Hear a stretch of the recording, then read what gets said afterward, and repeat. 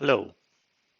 In this section, we'll look at the deployment of the cSRX as a service with the network load balancer in AWS. Again, the cSRX is deployed as a north-south application gateway within an EKS cluster that we have created in a previous video. I am Mithun Hebar, the product lead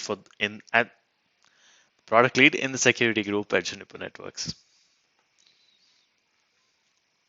In a scenario that's very similar to the one with the classic load balancer on the Nginx ingress controller, the cSRX is deployed as a service within the EKS cluster.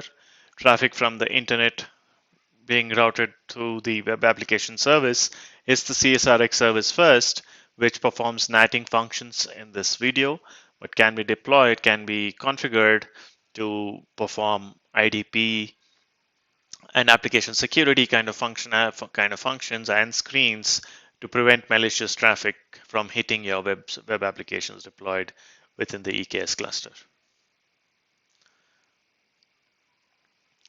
Let's look at the traffic flow in the network load balancer use case scenario. The traffic from the client hits the cSRX service first. The cSRX service is of course deployed with the network load balancer, and that callout section there just highlights the YAML definition that we use to deploy the cSRX, the service with the type of network load balancer. Again, the rest of the traffic flow remains the same as it was with the classic load balancer. The traffic hits the cSRX service through the network load balancer. The cSRX pods have a route to the web service, which the next hop for which is the bridge IP address 51.0.0.1. Remember, we have already configured this in our initial setup video. The traffic from the bridge interface moves to the kube proxy, which forwards the traffic out to the web service, which forwards it then to the web pods which have been deployed. There is NATing performed on the cSRX to ensure that the reverse traffic is always hitting the cSRX that first processed the traffic flow in the forward direction. With that said, let's move on to the demonstration.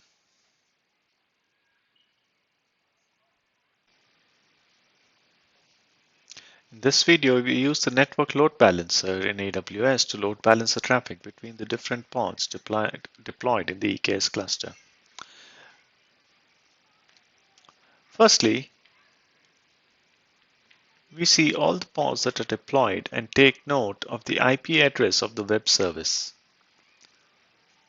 The cSRX config will need to be modified to this new IP address to ensure the traffic is forwarded to the web service with NAT. To do that, I edit the 03cm byol.yaml file with the IP address of the web service.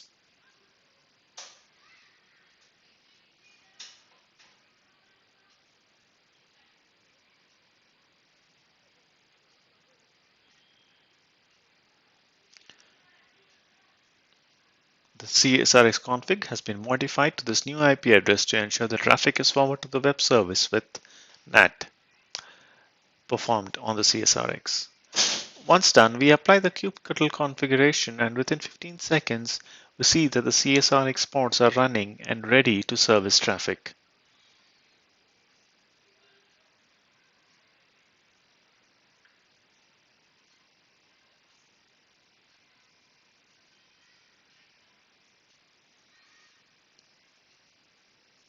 The network load balancer in AWS takes more time to be provisioned, and in this video, I have fast forwarded to a time when it is available to view in the UI.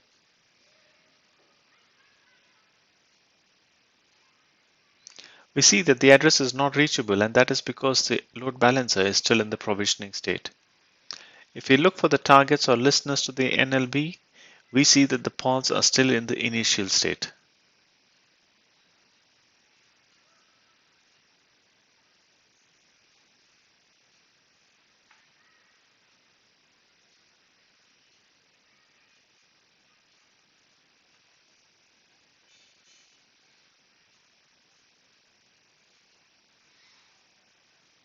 Here we see the targets are in the initial state.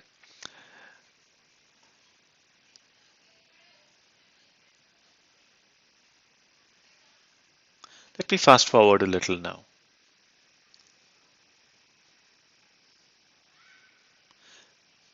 Notice that at least one of the targets is now healthy and has been registered with the load balancer and ready to service traffic. Now when we curl the DNS of the ALB, we see the default Nginx page is returned.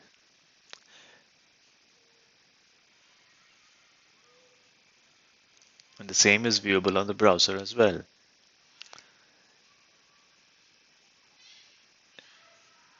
In this demo, we are also able to SSH to one of the cSRX instances using the SSH service that has been deployed with the cSRX pods. As you can see here, cSRX service, and that's the external IP of the SSH service. And when we SSH with the root access to the cSRX, which has been configured, we can view the configuration and monitor the sessions and make any changes necessary to the cSRX. This concludes this video demonstration. In this video, we have seen the cSRX can be deployed with the network load balancer as well within AWS. In this situation or in this topology, the cSRX again can be configured with advanced application services such as application security and IDP to prevent malicious traffic from hitting your web applications deployed as a service within the EKS cluster. Once again, thank you for watching.